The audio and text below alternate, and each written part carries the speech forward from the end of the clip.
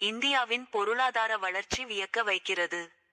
பிரதமர் மோடி தலைமையில் 2047இல் வளர்ந்த பாரதம் என்ற இலக்கை நோக்கி இந்தியா முன்னேறுவதை பார்க்க முடிகிறது என பிரிட்டன் பிரதமர் ஸ்டார்மர் கூறியுள்ளார். அரசு முறை பயணமாக பிரிட்டன் பிரதமர் ஸ்டார்மர் நேற்று மகாராஷ்டிரா தலைநகர் மும்பை வந்தடைந்தார். அங்கு பல்வேறு நிகழ்ச்சிகளில் அவர் பங்கேற்றார்.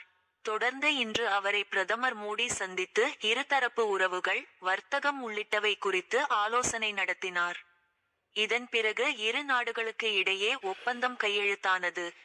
இதன் பிறகு பிரிட்டன் பிரதமர் ஸ்டார்மர் நிருபர்களிடம் கூறியதாவது: இந்தியாவின் பொருளாதார மற்றும் நிதி தலைநகரில் பிரதமர் மோடியை சந்தித்தது முக்கியமானது. இந்தியாவின் பொருளாதார வளர்ச்சி வியக்க வைக்கிறது.